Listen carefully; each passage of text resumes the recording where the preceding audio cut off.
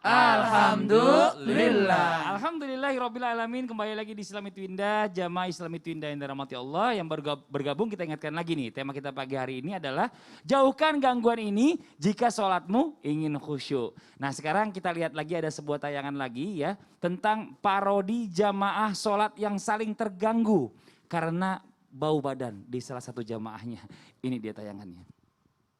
الرحمن الرحيم مالك يوم الدين إياك نعبد وإياك نستعين اهدنا الصراط المستقيم صراط الذين أنعمت عليهم غير المغضوب عليهم ولا الضالين.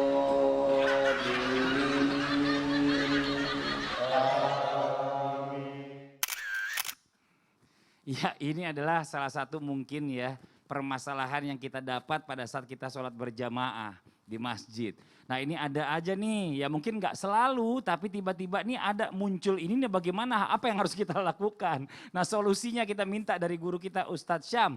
Mohon izin penjelasannya gimana nih, apakah jangan-jangan ini termasuk gangguan sholat yang kelima nih? Mohon izin, silakan. Tabi guruku Ustadz Maulana Habib Muhammad yang dimuliakan Allah Subhanahu wa taala, Mas Fadli, dan seluruh guru-guru kami yang dimuliakan Allah Subhanahu wa taala. Ini bukan masalah sepele, ini masalah berat ini. Jadi sangat mengganggu kekhusyuan ketika ada seseorang yang datang di shaf jamaah lalu ternyata memiliki aroma tubuh yang kurang enak atau kurang sedap untuk dihirup. Dan otomatis terhirup karena kita tidak mungkin nahan hidung kita ketika sholat. Jadi kita otomatis menghirup aroma tersebut. Jadi bukan hanya aroma badan, aroma natural manusia. Tapi juga aroma parfum yang mungkin hanya Anda sendiri yang suka. Jadi ada juga orang yang egois kan, dia pakai parfum yang ternyata harum parfumnya ini, wangi parfumnya ini hanya dia sendiri yang suka. Ternyata orang-orang yang lain tidak menyukainya, subhanallah. Maka baginda Nabi SAW dalam sebuah riwayat disebutkan maksudnya seandainya tidak memberatkan bagi umatku, maka akan kuwajibkan siwak dan minyak wangi tersebut. Maka kewajibkan siwak, minyak wangi. Begitu pula dengan hari Jumat. Di mana hari Jumat kita yang namanya diminta untuk yang namanya mandi sebelum berangkat Jumatan. Kenapa hari Jumat ditekankan hari Jumat? Kenapa kok enggak setiap sholat? Karena bagi Nabi SAW tidak mau memberatkan umatnya. Cuma banyak juga umatnya tidak pengertian. Kalau tidak diwajibkan maka mereka yang namanya melalaikannya. Maka bagi Nabi Sallallahu Alaihi Wasallam kita diminta untuk mandi sebelum Jumat. Kenapa mandi sebelum Jumat? Karena lumayan lama durasinya. Bayangin kalau khatib lagi menyampaikan dan itu termasuk daripada rukun Jumat. Sementara khutbah lalu ternyata yang duduk di samping kita. Maaf. Mungkin khilaf. Lupa untuk tidak pakai deodoran. Dan kita bukan siapa-siapanya gitu. Kita bukan siapa-siapanya untuk menyampaikan kepada orang ini. Maka diminta untuk mandi Jumat. Bahkan beberapa mazhab mengatakan wajib loh hukumnya mandi sebelum sholat Jumat itu. Wajib hukumnya mandi di hari Jumat tersebut. Dan apalagi pakailah minyak wangi semaksimal mungkin atau semampu kalian. Lihat bahasa Nabi SAW, man istata' semampu kalian. Kenapa semampu kalian? Artinya enggak dibatasi, semakin wangi semakin bagus. Semakin bersih semakin bagus. Semakin yang namanya mengikuti sunnah baginda Nabi SAW semakin baik. Apalagi untuk yang namanya beribadah kepada Allah Subhanahu wa taala. Lihat bagaimana kalau kita ini teman-teman sekalian nih, kalau mau ketemuan sama gebetannya misalnya atau calonnya misalnya, malu dong kalau kita enggak memperhatikan pakaian, warnanya, kemudian malu juga kita kalau enggak mandi dahulu. Nah, ini kita mau ketemuan sama Allah Subhanahu wa taala. Ketemuannya enggak sendirian lagi, ketemuannya berjamaah gitu. Ketemuannya sama orang lain. Jadi jangan sampai gara-gara kita rusak pula sholatnya orang lain karena kita membawa aroma yang tidak sedap. Nah, ini di masa pandemi ini ada satu riwayat yang terkenal gitu, bahwasanya Nabi SAW mengatakan itu yang masih yang habis makan bawang jangan dulu masuk ke masjid. ya kan? Yang habis makan bawang jangan dulu masuk ke masjid, pulang dulu bersihkan gitu. Ini orang yang habis makan bawang saja dilarang untuk masuk masjid sama baginda Nabi SAW. Apalagi kalau dianya yang bau bawang. Maaf sekali ini berat untuk disampaikan. Tapi ini penting untuk kemaslahatan bersama nih teman-teman sekalian ya. Apalagi kalau teman-teman milenial nih, ya gimana buat kita saling menyampaikan kepada teman-teman kita. Dan ingat ya, ingat. Jangan pernah merasa diri tidak punya bau badan. Ini penyakit nih. Jangan merasa diri tidak punya bau badan. Betul. Karena ada yang merasa, oh perasaan gak bau deh. Enggak. Memang Anda tidak Gak menciumnya. mencium, kadang-kadang orang yang punya bau badan itu gak nyium dirinya sendiri. Gak nyium bau dirinya sendiri. Jadi jangan, anggap aja langsung aja. Walaupun Anda tidak menciumnya langsung anggap setiap hari harus yang namanya Dan pakai kalau ada yang deodoran. negor, jangan tersinggung. Wallahu alam Iya, kalau dan itu kalau Bib. ada yang negor jangan tersinggung karena itu setiap sesuatu itu kan harus memperbaiki diri. Betul. Ya Oh, Rabbi. ada yang negor saya, jadi harus wangi lagi. Ya Robbi, jadi jangan Berendam. berendam ya. Jadi jangan merasa tidak mempunyai bau badan karena ada juga orang merasa saya tidak punya bau badan, saya tidak punya ini, saya perasaan orang tua saya kayaknya nggak ada yang begini dari keturunan saya nggak ada yang bau badan. Mungkin Anda yang tidak merasakannya, tapi orang lain itu beda tingkat kepekaan hidung seseorang, indera penciuman seseorang itu beda-beda. Solusinya adalah ketika ada teman kita begitu, ingatkan dengan cara yang baik. Kita yang diingatkan jangan sampai tersinggung. Wallahu a'lam. Jazakallah khairan kasiran. Ini bicara masalah tentang bau badan itu lagi sholat. Kemarin saya servis AC, yang servisnya tukangnya bau badan. Satu kamar bau semua, saya langsung semprotin pewangi semua. Allahu Cuma Akbar. gak enak ngomong depan orangnya. Gitu. Maaf Pak, orangnya lagi nonton. Iya. Orangnya nggak tahu banyak tukang servisnya bolak-balik ganti-gantian. Ya Allah ya Robi. Nah sekarang ini kita lanjut lagi Ustaz Maulana. Kita udah bahas 5 nih gangguan yang bisa bikin sholat kita yang susah khusyuk. Nah sekarang tolong lanjutkan lagi dengan yang Iya. ke-6 nih Ustaz Maulana. Mohon izin silakan penjelasannya. Izin Habib, izin Ustaz. Bismillahirrahmanirrahim. Saya langsung praktek aja ya. Minta sutoranya dulu sama sejadahnya. Iya. Gangguan sebenarnya, maaf, Ame bisa di sini. Ya, Ame. Enggak apa-apa, beneran? Iya. Jadi Ame berdiri sini, berdiri situ aja enggak apa-apa. Jadi nanti kan ada ibaratnya perempuan yang lewat. Lewat, Ya. iya. Mas Padli yang salat. Iya. Mas Padli yang salat. Ini jangan. Ya sini. Jangan gini. Nanti dia lewat dari sini. Ya. Ya, bismillahirrahmanirrahim. Jadi gini. Gimana beda yang lewat? Kalau perempuan yang lewat, silakan. Ya Allah, gaya banget ini lewatnya. Yang lewatnya lagi ini kayaknya lagi cacingan. Lewat lagi sekali lagi. Ya Allah, ini Ada cacingnya kayaknya. ada 3 yang membahayakan lewat. Ada anjing hitam atau ada keledai. Keledai. Ada wanita yang cantik yang lewat. Silakan. Walaupun bukan cantik yang coba, pokoknya wanita yang lewat. Ya lewat melulu dia. Nah gitu. Nah posisi ini hati-hati anak-anak yang lewat dan sebagainya. Yang jelas posisi orang yang salat itu harus ada sutra. Sutranya itu bisa dinding, bisa tiang. Atau alhamdulillah sekarang sudah ada fasilitas yang seperti ini. Ya jadi sutranya jadi. Nah kalau di Indonesia alhamdulillah sejadah itu sudah jadi bagian daripada sutra. Jadi lebih baik seorang itu tidak berjalan di depannya orang sholat. Lebih baik dia berdiri 100 tahun, ada yang mengatakan 40 tahun, dibanding harus melewati orang yang lagi sholat. Ya. Dan alhamdulillah ada kemudahan buat kita ini. Jadi yang pakai sutra itu, kalau semua makmum juga pakai sutra itu. Sebenarnya pakai sutra itu imam kalau berjamaah. Jadi seperti itu. Nah bagaimana kalau misalkan jam batal, dia mau keluar dari barisan. Apakah dia bahaya buat? Tidak ada masalah. Karena dia lagi, kita lagi makmum semuanya. Terus tiba-tiba batal. Jadi harus melewati. Jadi dia tetap melewati jadi aman. Si imamnya. Makmum. Oh. Misalkan Sasam batal. Oh, Sesama sakit perut. sesama makmum. Iya. Berarti Sasam harus lewatin. Ya, ini aman. Karena dia lagi ada hajat. Nah, pada posisi ini berjalan di depan orang yang mengerjakan salat sangat mengurangi nilai salatnya. Sekali lagi, sangat mengurangi nilai salatnya. Nah, baiknya dicegah. Silakan berdiri Mas Fadli. Minimal kalau Ya. orang bawa sorban taruh depan. Ya, minimal serban yang ditaruh sebagai pembatas, bahwa itu adalah sutranya pembatas. Atau ada sejadah itu luar biasa. Jadi inilah gunanya sejadah, selain untuk kesucian, juga untuk membatasi daerah kalau itu tempat sholat. Ustadz Maulana lewat. Eh,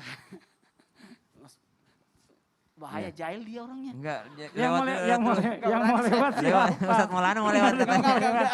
Ustaz Sam Gimana? aja. Lewat Udah, mana? kalau Lewat. gitu ganti ini. Ustaz Sam yang lewat. Ya. Ustadz Sam lewat. Teknik untuk mengalau, ya kalau lewat di situ aman. Aman. Aman, karena Ternyata, di oh, depan pelan. sutra. Ya, kalau lewatnya di sini, kalau bisa dicegah. Satu, ya gitu. 1, 2, 3. Nge-gym nih. Jadi ditahan gitu. Nah, karena disebutkan kalau yang lewat itu alau dia. Saking pentingnya dia alau, maaf, saya pinjam kata-kata ini, ditebas kalau perlu. Karena itu setan yang lewat. Nauzubillah min zalik. Jadi dia mengganggu yang lewat-lewat itu. Nah kadangkala ini kayak kita sholat, anak-anak kita yang lewat, aduh gimana. Ya karena mereka belum tahu, belum paham. Inilah gunanya kita sebarkan di Islam itu Indah supaya tahu. Silakan Ustaz Sam, lewat. Teknik. Kalau orang paham aman. Ada yang maksa. Ada yang maksa. Ada yang tahan, dorong aja dia kalau sampai dipaksa Ya, ya. ya didorong. Ini Karena ada ini mic juga langsung aja membahayakan. tuh. Cuma dalam hal ini tetap sah salatnya, Heeh. tapi tidak sempurna karena pasti ada gangguan. Betul. Ya Allah, ini Nanti yang waktunya- berdosa yang lewat-lewat gitu ya. Yang berdosa. Iya, ini mohon maaf nih sebelumnya nih waktunya kita terbatas ya karena masih banyak materi yang harus dibawakan. Jadi kita coba Makasih. selesaikan dulu yang tadi. Terima kasih banyak Ya. buat guru kita Ustadz Maulana. Ya Allah ya Robbi. Catatan sedikit. Apa Kalau tuh? wanita yang lewat itu bisa batal salatnya Betul. karena mempengaruhi salatnya. Pandangan, ya. Kalau yang maaf anjing hitam yang lewat mau ketakutannya. Betul. Takut ada terjadi Kalau membahayakan. kedelai, Kalau- keledai. Ya kalau dia itu suaranya. Suaranya Jadi ada mengganggu. suara, ada pandangan, ada ketakutan. Masya Allah. Nah sekarang Habib nih. Tadi dari segmen 1 nih masih banyak gantungan nih Bib nih. Tadi ada yang ngegantung bicara masalah tentang solusi. Nah apa yang harus kita lakukan agar khusyuk nih. Kita terhindar dari gangguan setan pada saat kita lagi sholat. Mohon izin penjelasannya langsung aja Bib. Ini yang hutang segmen pertama ya. Betul. Bismillahirrahmanirrahim. Ada seorang sahabat Uthman ibn Abil As. Beliau bertanya, ya Rasulullah, inna syaitana qad hala baini wa baina salati wa qiraati yalbisuha anni.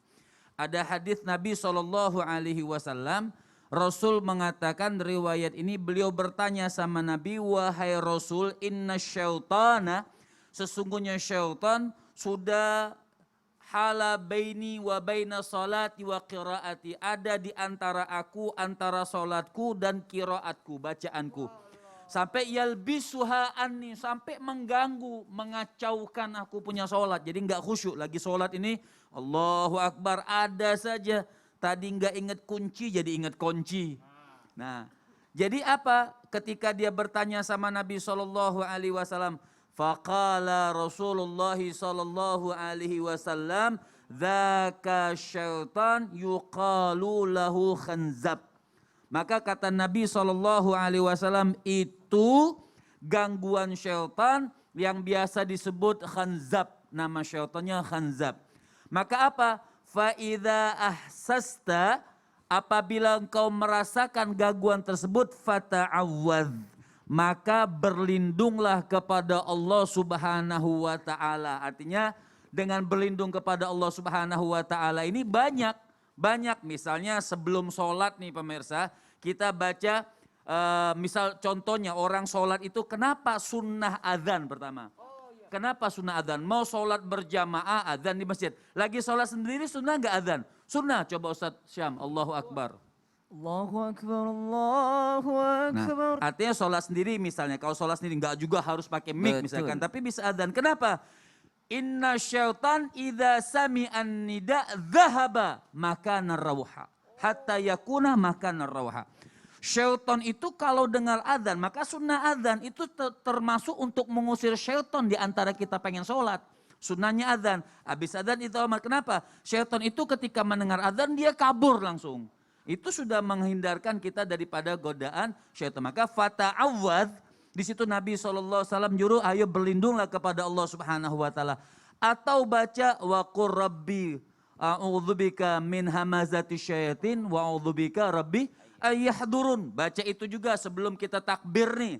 Baca itu, ya Allah aku berlindung kepadamu dari bisikan-bisikan syaitan. Wa a'udzubika min hama wa a'udzubika rabbi yahdurun. Aku berlindung kepadamu daripada datangnya syaitan. Ini juga untuk minimal baca surah An-Nas. Qul a'udzu birabbin nas, malikin nas, ilahin nas, min syarril waswasil khannas. Nah, ini juga dibaca. Ini diantara salah satunya.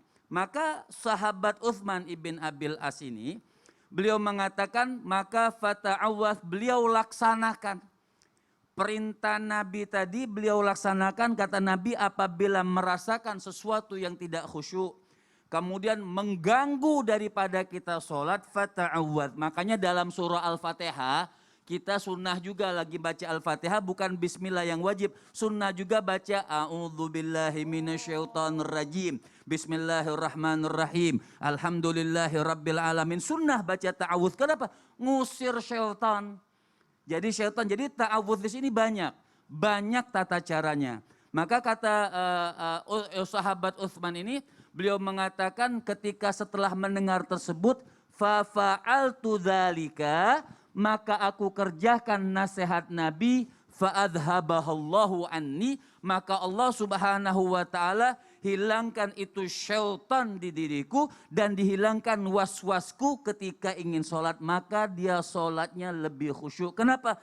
Ta'awudz dulu, minta perlindungan dulu kepada Allah Subhanahu wa taala, jalla jalaluhu wa ta'ala azamatu. Jadi ini jawaban ya. Ini jawaban dari yang pertama. Ini jawaban dari segmen yang pertama, artinya bagaimana tata cara untuk mengatasi diri kita supaya kita ini terhindar daripada was-was. Dan ingat, was-was ini berbahaya kalau diikuti pemirsa. Siapapun obatnya nggak bisa. Dari mana obat was-was itu? Dari diri kita sendiri. Nah, diri kita itu harus bisa melawan sesuatu sifat was-was. Misal seperti ada was-was di luar sholat, misalnya takut keluar rumah lah, takut gelap lah, takut inilah. Nah ini was-was, insya Allah was-was ini bisa dihilangkan dari diri kita yang mau hilang. Kalau diri kita insya Allah dihilangkan. Jadi ada bentuk usaha. Betul, harus ada bentuk usaha dan ikhtiar. Barakallah. Dari tadi kita nyimak nih, Habib. Mudah-mudahan kita semua ngerti. Mas Fadli ngerti nggak? Subhanallah. Kita nungguin Mas Fadli respon, malah nggak ada. Ngomong-ngomong Mas Fadli kemana? Tiba-tiba hilang tanpa jejak begini. Subhanallah ya salam, malah di sana bikin video apaan itu? Tapi Ustaz Maulana, tapi Habib saya mau panggil dulu ke sana. Iya. Hai guys. Kalian nih yang ingin menjaga daya tahan tubuh biar nggak gampang sakit, apalagi di musim pandemi gini nih. Kalian harus rutin minum ini nih guys ya. Susu steril 7 kurma. Yeay. Papa gaul. Papa gaul. Anak gaul apa sih lagi ngapain sih Mas Fadli? Ustaz Syam sini nih. Duduk. Bismillahirrahmanirrahim. Nah ini buat Ustaz Syam ya. Susu steril 7 kurma. Nih pegang buat Ustaz Syam. Nah ini punya saya juga masih ada, tenang aja. Nah ini nih Ustaz Syam ya. Perpaduan susu steril dengan buah kurma berkhasiat. Yang dapat menjaga daya tahan tubuh biar gak gampang sakit. Masya Allah, tabarakallah. Kurma itu kan buah sunnah Nabi SAW. Dan sangat bermanfaat, apalagi ini ditambah manfaat dari susu. Double ya manfaatnya. Betul banget Ustaz Syam. Nah, susu steril aja udah bagus. Apalagi nih ditambah kurmanya. Langsung aja yuk kita minum Ustaz Syam ya. Boleh. Bismillahirrahmanirrahim. Ya Allah ya Rabbi. Masya Allah. Bismillahirrahmanirrahim.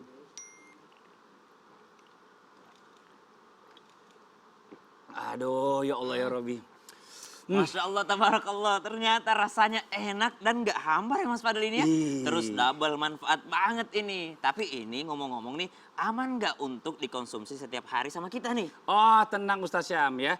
Susu steril 7 kurma ini insya Allah aman dikonsumsi setiap hari Ustadz. Dan di zaman sekarang ini nih, yang biasa-biasa aja nggak cukup nih jamaah ya. Harus yang double manfaatnya. Kayak susu steril 7 kurma ini nih. Bener banget Mas Fadli, Masya Allah. Kalau begitu saya mau stok banyak nih di rumah nih Insya Allah nih. Dan juga kita harus sering bersyukur alias beri susu 7 kurma. Mantap. Kalau itu saya setuju banget Ustadz. Membuat badan sehat Insya terus Allah. penuh berkah lagi. Masya Allah. Susu steril 7 kurma, enak, double manfaat. Alhamdulillah. Kita minum lagi nih, Habisin bismillah. dong. Nah, buat jamaah yang ada di rumah ya, jangan kemana-mana. Setelah ini kita akan kembali lagi, kita akan menjawab pertanyaan yang masuk di sosial media. Tetap di Islam itu Indah. Jamaah, oh jamaah, alhamdulillah. Ini langsung nikmatin lagi Ustaz Syam. Udah mau Habisin habis, ya bismillah. Allah.